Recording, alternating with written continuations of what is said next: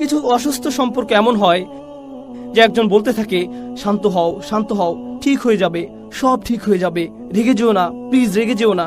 যতই সে এগুলো বলে ততই অপরজন বলতে থাকে না, আমার সাথে কথা বলো না, আমাকে একা ছেড়ে দাও, ইত্যাদি ইত্যাদি। একজনের মেজাজ বিগড়ে থাকতে হবে।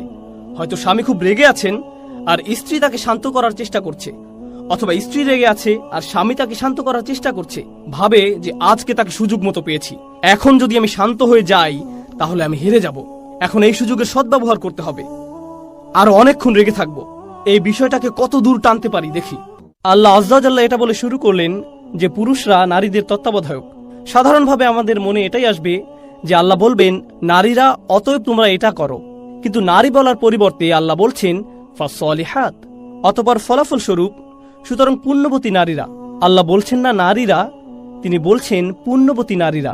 যেন আল্লাহ নারীদের থেকে প্রথম যেটা আশা করেন সেটা হলো নেককার হওয়া।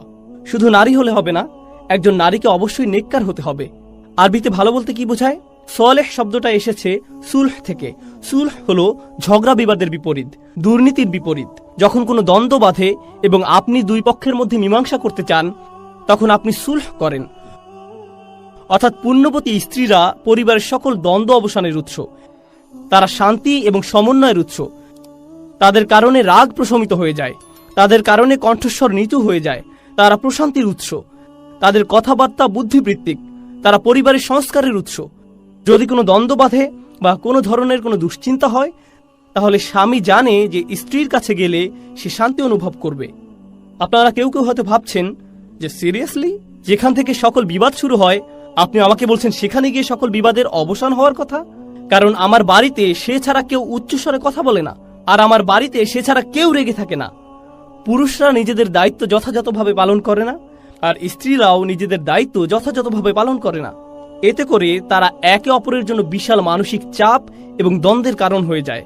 আল্লাহ এটা বলে শুরু করছেন যে তারা সংশোধনের উৎস, তারা স্থির, তারা শান্ত।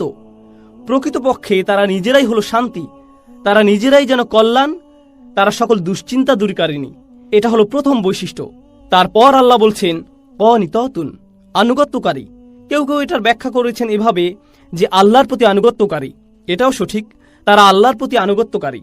মুফাসসিরগণ বলেছেন যে এটা আল্লাহর প্রতি আনুগত্য, যেমন আল কুনুতু লিল্লাহ, আনুগত্য আল্লাহরই জন্য।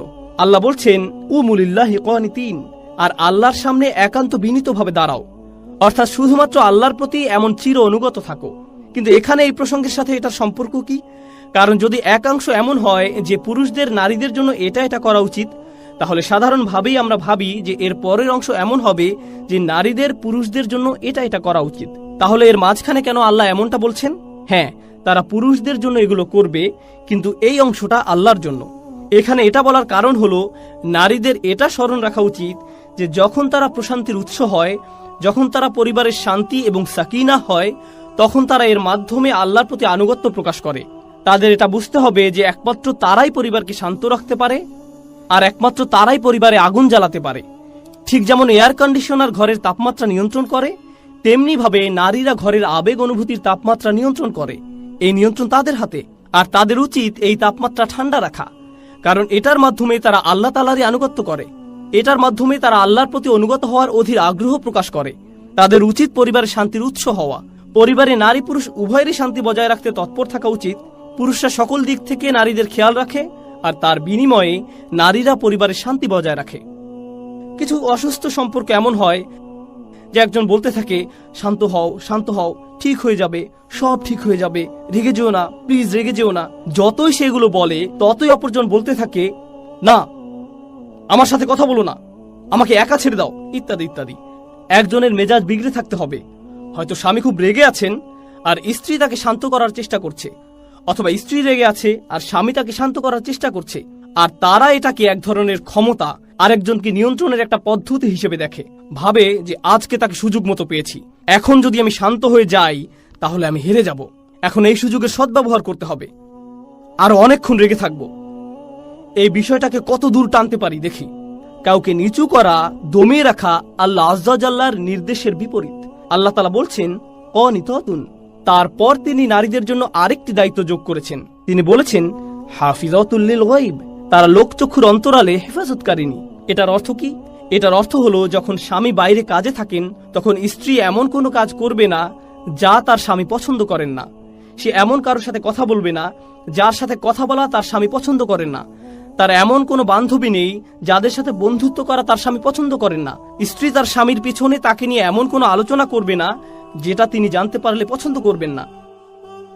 স্বামী স্ত্রীর মধ্যকার গোপন কথা স্ত্রী তার মা, বোন বা অন্য কাউকে বলবে না, কারণ গোপন কথা তার সুরক্ষিত রাখা উচিত। অন্যদের সাথে স্বামী স্ত্রীর মধ্যকার গোপনীয়তা রক্ষা করে চলা উচিত। তবে স্ত্রী যদি নির্যাতনের শিকার হন, স্বামী যদি স্ত্রীকে মারধর করে, গালি দেয়, স্ত্রীর সাথে আবোল তাবোল কিছু করে, তখন স্ত্রীর উচিত হবে এমন কারো শরণাপন্ন হওয়া যে তাকে সাহায্য করতে পারবে।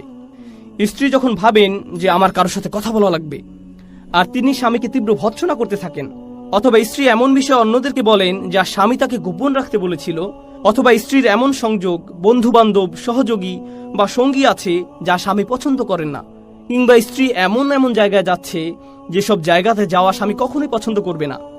স্ত্রী এমন জায়গায় যাচ্ছে স্বামী যদি তাকে সেখানে দেখে তাহলে খুবই দুঃখিত হবে এবং খুবই কষ্ট পাবে। তারপরেও স্ত্রী সেসব জায়গায় যাচ্ছে এবং ভাবছে যে স্বামী তো আর জানতে পারছে না, তাই সমস্যা নেই। আল্লাহ বলছেন হাফিজাতুল লিল গায়ব, তাদেরকে লোকচক্ষুর অন্তরালে হেফাজতকারিনী হতে হবে। এর একটা অর্থ হলো স্ত্রী সে সকল বিষয় হেফাজত করবে যা স্বামীর কাছে অপ্রত্যক্ষ। বিমা হাফিজাল্লাহ, আল্লাহ যা হেফাজতযোগ্য করে দিয়েছেন। হাফিজাতুল লিল গায়ব বিমা হাফিজাল্লাহ, আল্লাহ যা হেফাজতযোগ্য করে দিয়েছেন লোকচক্ষুর অন্তরালে তারা তার হেফাজত করে। স্ত্রীর উচিত নয় তার স্বামীর থেকে কোনো কিছু গুপ্ত রাখা। স্ত্রীর উচিত নয় ফোনে পাসওয়ার্ড দিয়ে রাখা। স্বামী যখন বলে তোমার ফোনটা কি দেখতে পারি, তখন স্ত্রী বলে না। কেন? না, দাঁড়াও আমি সবকিছু ডিলিট করে দেই। ঠিক আছে, এবার দেখতে পারো। কেন? স্ত্রীর ব্যক্তিগত সবকিছু স্বামীর সাথে শেয়ার করা উচিত। স্ত্রীরা স্বামীদের পোশাক স্বরূপ, স্বামীরা স্ত্রীদের পোশাক স্বরূপ। স্বামী অথবা স্ত্রীর থেকে কোনো কিছু লুকিয়ে রাখতে নেই। স্বামী স্ত্রীকে একে অপরের কাছে সম্পূর্ণ স্বচ্ছ থাকা উচিত। রাসূলুল্লাহ সাল্লাল্লাহু আলাইহি সাল্লাম তার স্ত্রীদের সাথে গোপন বিষয় নিয়ে আলোচনা করতেন। وإذ أسر النبي إلى بعض أزواجه حديثا, যখন নবী তার এক স্ত্রীকে গোপনে একটি কথা বলছিলেন সাল্লাল্লাহু আলাইহি সাল্লাম, রাসূলুল্লাহ সাল্লাল্লাহু আলাইহি সাল্লাম তার অতীব গোপনীয় এবং কঠিন সময়ে তার স্ত্রীদের কাছে গিয়েছিলেন। যদি স্বামী স্ত্রী একে অপরের পোশাক স্বরূপ না হতে পারে তাহলে তারা আল্লাহর আদেশ অমান্য করছে। যখন কেউ একটা পোশাক পরে থাকে তখন তার পোশাক আর তার মধ্যে কোনো ব্যবধান থাকে না। স্বামী বা স্ত্রীর কাছে কোনো কিছু লুকিয়ে রাখবেন না। এটাই একজন সঙ্গীর বৈশিষ্ট্য, এটাই স্বামী বা স্ত্রীর বৈশিষ্ট্য। যখন আপনি এমনটা করতে পারবেন না, আর যখন শুধু স্ত্রীর কাছে সীমাবদ্ধ থাকার মতো বিষয়গুলো এবং শুধু স্বামীর কাছে সীমাবদ্ধ থাকার মতো বিষয়গুলো অন্যদিকে চলে যায়, তখন এটা নারীদের করণীয় বিষয়সমূহের লঙ্ঘন হিসেবে বিবেচিত হয়। ফাসসালিহাতু কানিতাতুন হাফিজাতুল লিল গায়ব বিমা হাফিজাল্লাহ, তাদের অনুসরণ করো যারা তোমাদের কাছে কোনো বিনিময় প্রত্যাশা করে না। এটাই সরল অনুবাদ। অনুসরণ করো যে তোমাদের কাছে কোনো বিনিময় চায় না। ওয়াহুম মুহতাদুন, আর তারা সরল পথে অঙ্গীকারবদ্ধ। মুসলিমরা কোরআনের যে ধারণাগুলোকে ভুল বুঝেছে এটি তারই। কোরআন বলেছে যে তারা কোনো বিনিময় প্রত্যাশা করেনি। ভাই, আপনার প্রোগ্রামের জন্য কেন ফি নির্ধারণ করেছেন?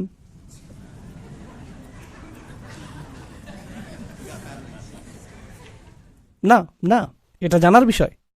কোরআন আরো বলছে ইয়াশতারুনা বিআয়াতিল্লাহি সামানান কলিলান, তারা আল্লাহর আয়াত বিক্রি করে সামান্য মূল্যের জন্য। নিজের জন্য আপনার লজ্জিত হওয়া উচিত।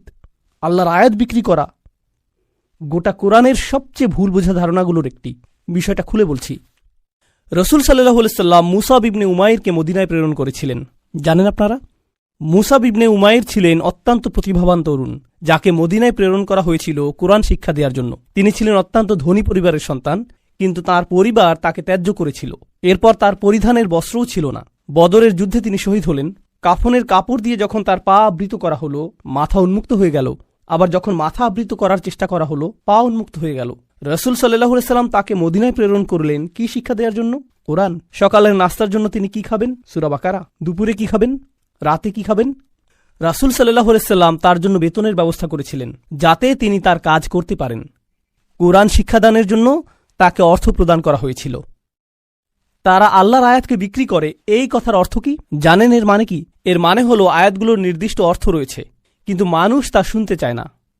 তো আপনি অর্থ পরিবর্তন করে দিলেন, আর মানুষ যা শুনতে চায় আপনি তাই বললেন, যার ফলে তারা আপনার প্রতি রাগান্বিত হবে না। আপনি মানুষকে এমন জবাব প্রদান করেন যা শুনে তারা ভালো বোধ করবে, আর তারা যা শুনতে ভালোবোধ করবে না সেগুলো আপনি এড়িয়ে গেলেন। এভাবেই তারা আপনাকে পছন্দ করতে থাকে আর আপনি নিজের জনপ্রিয়তা ধরে রাখেন। এটাই সামান্য মূল্যে আয়াত বিক্রি করা। সামান্য মূল্য বলতে এখানে মানুষের সন্তুষ্টিকে বোঝানো হচ্ছে, বুঝতে পারছেন? এখানে আয়াতটি হলো তার অনুসরণ করো যে তোমাদের কাছে কোনো বিনিময় চায় না। এমন কাউকে অনুসরণ করো যে তোমার কাছে কোনো বিনিময় চায় না। আসুন এটা বুঝি। এটা সকল নবীদের একটা মূলনীতি। প্রত্যেক নবী এমন জাতির মাঝে এসেছেন যেখানে গুরুতর কোনো সমস্যা ছিল। আর যখন একটি জাতির গুরুতর কোনো সমস্যা থাকে, মূলত একটি জাতির ভারসাম্যপূর্ণ থাকা চাই। কিন্তু যখন তারা কোনো অপরাধ সংঘটিত করে তখন তারা ভারসাম্য হারাতে থাকে, আর ভারসাম্যহীনতা খারাপ হতেই থাকে হতেই থাকে হতেই থাকে। এটা এমন অবস্থায় পৌঁছে যখন গোটা জাতিটা ভেঙে ছিন্ন ভিন্ন হওয়ার উপক্রম হয়। আর রাসূলের কাজ হলো তাদেরকে সেই ভারসাম্যহীনতা থেকে টেনে তোলা এবং আবারও সঠিক অবস্থানে নিয়ে আসা, বুঝতে পারছেন? কিন্তু যখন একটি ভারসাম্যহীনতা জনপ্রিয় হয়ে যায়, সকলে এটা করতে থাকে, সকলেই এতে অভ্যস্ত হয়ে যায়, আর এটা উদযাপনের বিষয়ে পরিণত হয়, এটাই ফ্যাশনে পরিণত হয়, তখন এটার বিরুদ্ধে বলা কি সহজ? না। উদাহরণস্বরূপ এখনকার সময়ে সমকামিতার বিরুদ্ধে বলাটা বেশ কঠিন হয়ে গিয়েছে, তাই না? লূত আলাইহিস সালাম কি এমন সময়ে বসবাস করেছেন যখন এটা জনপ্রিয় ছিল? হ্যাঁ। তাকে কি এর বিরুদ্ধে কথা বলতে হয়েছিল? হ্যাঁ। তিনি কি এর জন্য বিরোধিতার সম্মুখীন হয়েছিলেন? হ্যাঁ। বিষয়টা কোরআনে আসার পেছনে কারণ রয়েছে। আপনি যদি এর বিরুদ্ধে বলেন, মানুষ আপনার দিকে তেড়ে আসবে। লূত আলাইহিস সালামের কথা কোরআনে এজন্যই এসেছে। যখন আপনি এমন বিষয় নিয়ে কথা বলেন যাতে গোটা সমাজ আচ্ছন্ন থাকে, তারা এই বিষয়টির প্রশংসা করে, আর আপনি এর বিরুদ্ধে কথা বলেন, তখন তারা আপনার দিকে তেড়ে আসবে। এখন যদি আপনি অর্থ উপার্জন অব্যাহত রাখতে চান, অথবা যদি আপনি সেই সমাজে বসবাস অব্যাহত রাখতে চান, আপনি যদি নিরাপদ অবস্থানে থাকতে চান, তখন আপনি কোন বিষয়গুলো এড়িয়ে যাবেন? সেই বিষয়গুলো যা নিয়ে তারা আচ্ছন্ন।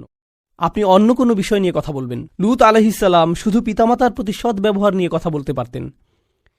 তিনি শুধু কথা বলতে পারতেন প্রতিবেশীর সাথে উত্তম আচরণ নিয়ে। তিনি শুধু নামাজ নিয়ে কথা বলতে পারতেন। যৌন পাপের বিষয়গুলো তিনি এড়িয়ে যেতে পারতেন, কারণ এগুলো ছিল অতি বিতর্কিত, তাই না? তিনি যদি এটা করতেন তাহলে কি তিনি ঝামেলায় পড়তেন? না, কোনো ঝামেলা হতো না। আর প্রসঙ্গক্রমে তিনি কিন্তু এখনো ভালো কাজ নিয়েই কথা বলছেন। পিতামাতার প্রতি সদাচরণ একটি ভালো কাজ, নামাজ পড়া একটি ভালো কাজ, দানশীলতা একটি ভালো কাজ। তো কেন তাকে এমন বিষয়বস্তু বেছে নিতে হলো যা তাকে ঝামেলায় ফেলবে? আসলে এটাই একজন রাসূলের কাজ। তারা এসেছেন এই বিষয়গুলো নিয়ে কথা বলার জন্য যা নিয়ে অন্য কেউ বলার সাহস করবে না। আর আল্লাহর পক্ষ থেকে তারা রায় দিবেন। ওয়াল কুরআনিল হাকিম। তারা আল্লাহর পক্ষ থেকে রায় দিবেন, আর এটা বারবার বারবার বারবার বারবার দিবেন। সেই সমাজের মূল্যবোধকে আক্রমণ করবেন, আর বারবার বারবার আক্রমণ করবেন। কিন্তু এক্ষেত্রে তারা পরোয়া করেননি, কারণ এই পাপ কাজগুলোর বিরুদ্ধে কথা বলতেই হবে। আর নিশ্চিতভাবেই যখন কেউ এটা করেন, কোনো বিনিময়েই তারা আগ্রহী থাকেন না, কারণ বিনিময় থেকে বঞ্চিত হওয়ার জন্য এই কাজগুলোই যথেষ্ট। মাল্লা ইয়াসআলুকুম আজরন। তাদেরকে অনুসরণ করো যাদের কোনো স্বার্থ নেই, কারণ এটা জনপ্রিয় হওয়ার পথ না, এটা ধ্বংসপ্রাপ্ত হওয়ার পথ। ওয়াহুম মুহতাদুন। তারা তাদের ব্যক্তিগত জীবনে সুপথ প্রাপ্ত, সৎ পথের প্রতি অঙ্গীকারবদ্ধ। এখন বিষয়টি বুঝুন। সৎ পথের প্রতি অঙ্গীকারবদ্ধ। রাসূলগণ ছিলেন বক্তা, কিন্তু বক্তা আর কারা আছেন? আপনারা কি সমাজের অন্য বক্তাদের কথা বলতে পারেন? স্কলাররা? ইসলামী পরিবেশের বাইরের কথা বলছি। রাজনীতিবিদরা হলেন বক্তা, তাই না? ঠিক আছে। তো রাসূলগণ আপনাকে রীতিনীতি নিয়ে বলেন, সমাজ পরিবর্তন নিয়ে বলেন, তাই না? রাজনীতিবিদরাও কি কখনো কখনো সমাজ পরিবর্তন নিয়ে কথা বলেন? অবশ্যই। কিন্তু যখন রাজনীতিবিদরা সমাজ পরিবর্তনের কথা বলে, আমরা দেশের উন্নতি করতে চাই, আমরা জাতির উন্নতি করতে চাই, আমরা এটাকে শক্তিশালী করতে চাই, ইত্যাদি ইত্যাদি ইত্যাদি, তারপর আপনি যখন তাদের ব্যক্তিগত জীবন পর্যবেক্ষণ করেন, আপনি কি পান? আপনি পান দুর্নীতি। তো তাদের কথাগুলো অনেক উঁচু মানের, কিন্তু তাদের চরিত্র অনেক নিচু। আর প্রসঙ্গক্রমে আপনি দেখেন যে তারা উঁচু মানের জিনিসগুলো নিয়ে কথা বলে এজন্য যে তারা ক্ষমতা চায়, তারা মন্ত্রী হতে চায়, তারা বিনিময় চায়, তারা কোনো কিছুর প্রতি লালায়িত। যখন নবীরা কথা বলেন, তারা কি চান? তারা শুধু চান ন্যায় বিচার, তারা শুধু চান সত্য, আপনার কাছ থেকে কোনো বিনিময় চান না। আর উপরন্তু আপনি যদি নবীদের ব্যক্তিগত জীবনের দিকে লক্ষ্য করেন, তারা সর্বদাই সঠিক পথের প্রতি অঙ্গীকারবদ্ধ ছিলেন। ওয়াহুম মুহতাদুন। তো বাণীটি নিখুঁত এবং বাণীবাহকও নির্ভেজাল। এই ধারণাটি কি আগেও শেখানো হয়েছিল? হ্যাঁ। ইন্নাকা লামিনাল মুরসালিন আলা সিরাতিম মুস্তাকিম। আরেকবার পুনরালোচনা। কোরআন এরকমটাই করে, আয়াতগুলো পরস্পর সম্পর্কযুক্ত। এখন পরের আয়াতে অমালি, অর্থাৎ আমার কি সমস্যা হয়েছে, সেই মানুষটি এখনো কথা বলছেন, সেই রজুল, সেই আদর্শ ব্যক্তি। আল্লাহর ইচ্ছায় যার নাম আমরা কোনো একদিন জান্নাতে জানতে পারব। তিনি বলেছেন, আমার কি সমস্যা হয়েছে? লা আবুদুল্লাযী ফাতারানি, আমি কি সেই সত্তার উপাসনা করব না যিনি অস্তিত্বহীন অবস্থা থেকে আমাকে গড়েছেন? ওয়া ইলাইহি তুরজাউন, আর তোমাদের সকলকে তারই কাছে ফিরিয়ে নেওয়া হবে। এখন মালি, In Arabic we say وما لي لا أفعل التي شأنها أن يوردها المتكلم في رد على من أنكر عليه فعلا.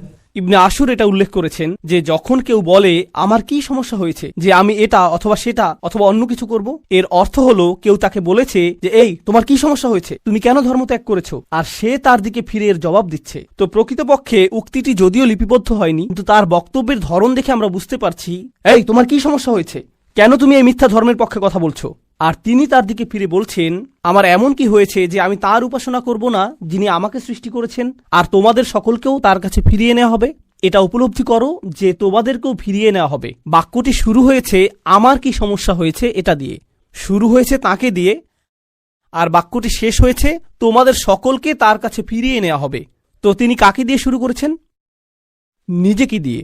আপনি যদি মানুষের সাথে একাত্ম হয়ে গিয়ে এই বাণী তাদের কাছে প্রচার করতে চান, আপনাকে নিজের সম্পর্কে অনেক কিছু স্বীকার করতে হবে। মানুষকে আপনার এটা বলার সক্ষমতা থাকতে হবে যে তোমরা সমস্যার সম্মুখীন হবে। আমি যদি কাউকে পরামর্শ দিই ভ্রমণ সম্পর্কে, আপনি এই এয়ারলাইন্সে না গিয়ে অমুক এয়ারলাইন্সে যান। আমি যদি এমনটা বলে শুরু করি যে ভাই আমি এই এয়ারলাইন্সে গিয়েছিলাম, তারা এত বেশি দেরি করেছিল, তারা আমার লাগেজ হারিয়ে ফেলেছিল, অমুক এয়ারলাইন্সে যান, এটা কি পরামর্শটিকে বেশি আবেদনময় করে তুলছে? কারণ আপনি নিজের কথা প্রথমে বলেছেন, আর যেহেতু আপনি কোনো একটি অভিজ্ঞতার শিকার হয়েছেন, এখন আপনি ঐকান্তিকভাবে তার কল্যাণের জন্য তার কাছে আসছেন। কিন্তু যদি আপনি তার কাছে গিয়ে বলেন হে তুমি এই এয়ারলাইন্সে যাচ্ছ, তুমি একটা স্টুপিড, এটা কি এমন ব্যবহার যার ফলে মানুষ রাজি হবে? না, বরং এটা অপমানজনক। তিনি নিজের সম্পর্কে বলছেন, কারণ তিনি চান না যে তারা তাকে ঘৃণা করুক। তিনি ঘৃণার উদ্রেককারী কোনো কথা বলতে চান না, তিনি একপাশে কোনো কথা বলতে চান না, তিনি শুধু তার নিজের সম্পর্কে কথা বলতে চান। দেখো আমার দিক থেকে এটা হবে বড় ধরনের অপরাধ, দেখো আমার দিক থেকে এটা হবে বড় ধরনের অপরাধ যদি আমি তাকে উপেক্ষা করি যিনি আমাকে সৃষ্টি করেছেন। তোমরা সকলেও তার কাছে ফিরে যাচ্ছ। এটা কথা বলার খুবই ভালোবাসাপূর্ণ উপায়, যেটা তিনি ইতিমধ্যে শুরু করেছেন ইয়া কওমি বলার মাধ্যমে। এজন্যই তিনি তার জাতির প্রতি ভালোবাসার টানে ছুটে এসেছিলেন। তো তিনি বললেন ওমা লিয়া লা আবুদুল্লাযী ফাতারানি ওয়া ইলাইহি তুরজাউন আত্তাখিযু মিন দুনিহি আলিহা, আমার কি তাকে ছাড়া অন্য কাউকে উপাস্য মানা উচিত? ইউরিদনির রহমানু বিদুররিন, যদি আর রহমান বা অবিশ্বাস্য রকম দয়ালু সত্তা সিদ্ধান্ত নেন যে কোনো ক্ষতি নেমে আসবে, লা তুগনি আন্নি শাফাআতুহুম শাইআ, অন্য সকল মিথ্যা উপাস্য মিলে আমাকে মুক্ত করতে সক্ষম হবে না। তাদের সকলের মিনতি, তাদের সকলের মধ্যস্থতা, তাদের এই অনুরোধ যে হে আল্লাহ তাকে ছেড়ে দিন, সে আমার উপাসনা করত, এগুলোর কোনোটাই কাজে আসবে না। লা ইউনকিযুন, তারা আমাকে রক্ষা করতে পারবে না। যদি আল্লাহ আমার প্রতি অসন্তুষ্ট হন, এই সব প্রতিমা আমাকে পরিত্রাণ দিতে পারবে না, এই সব পৌরাণিক উপাস্যগুলো আমাকে রক্ষা করতে পারবে না। কেন আমি অন্য কারো কাছে যাব? জানেন তিনি এখানে কি করছেন? তিনি তাদের ধর্মের সমালোচনা করেছেন, তাই না? কারণ তারা অন্য উপাস্যে বিশ্বাস করে। কিন্তু এভাবে না বলে যে তোমাদের কি সমস্যা, কেন তোমরা এই সকল উপাস্যে বিশ্বাস করছো, তারা তোমাদের রক্ষা করতে পারবে না। এর পরিবর্তে তিনি বললেন কিভাবে আমি এই সকল উপাস্যে বিশ্বাস করতে পারি? তারা আমাকে সাহায্য করতে পারবে না। কাকে? আমাকে। আমি শুধু আমার নিজেকে নিয়ে চিন্তিত। আত্তাখিযু মিন দুনিহি আলিহা ইন ইউরিদনির রহমান, যদি আর রহমান আমার উপর কোনো ক্ষতি নামানোর সিদ্ধান্ত নেন। প্রথমত তিনি আমি সর্বনামটি ব্যবহার করেছেন, কারণ এখন তিনি তাদের মূর্তিগুলো নিয়ে কথা বলবেন। আপনি অন্য মানুষের ধর্ম নিয়ে কথা বলতে পারেন যতক্ষণ এটা আপনার সাথে প্রাসঙ্গিক হয়। কেন এটা আপনার কাছে যুক্তিসঙ্গত মনে হয় না? তাদের সম্পর্কে না, বরং আপনার সম্পর্কে। এই জিনিসটা আমার কাছে যুক্তিসঙ্গত মনে হয় না, এই জিনিসটা আমার সাথে যায় না, এটা আমি আমার নিজের জন্য সঙ্গতিপূর্ণ মনে করি না। কেন আপনি এভাবে কথা বলবেন? কারণ আপনি এটাকে আত্ম অহংকারের প্রতিযোগিতায় পরিণত করতে চান না। এখানে দ্বিতীয় বিষয়টি হল আর রহমান, যদি আর রহমান অকল্যাণ দেওয়ার সিদ্ধান্ত নেন, তারা আমাকে রক্ষা করতে পারবে না। দাঁড়ান, আর রহমান শব্দটির অর্থ কি? যিনি অকল্যাণ দেন। এর অর্থ কি? আর রহমান অর্থ যিনি দয়ালু, যিনি যত্ন করেন, যিনি ভালোবাসা প্রদর্শন করেন। তো কেন তিনি বলছেন যে আর রহমান যদি কোনো অকল্যাণ করতে চান? আর রহমান শব্দটি এবং ক্ষতি শব্দটি একে অপরের সাথে যায় না, তাই না? তারা একসাথে যায় না। জানেন তিনি তাদেরকে কি বলেছেন? তোমরা আর রহমানকে নিয়ে এর আগে উপহাস করেছ। তোমরা বলেছ মা আনজালার রহমান মিন শাই, আর রহমান কোনো কিছু প্রেরণ করেননি। তারা ইতিমধ্যেই এই নামটি ব্যবহার করেছে। তার নাম অবিশ্বাস্য রকম ক্ষমাশীল এবং অত্যাধিক ক্ষমাশীল, কিন্তু এর অর্থ এই নয় যে তার অকল্যাণ সাধন করার ক্ষমতা নেই। আপনি তার নাম থেকে সুযোগ নিতে পারবেন না। আর ভাবতে পারবেন না যে কোনো কিছুই হবে না। আর ভাই, আল্লাহ মহান,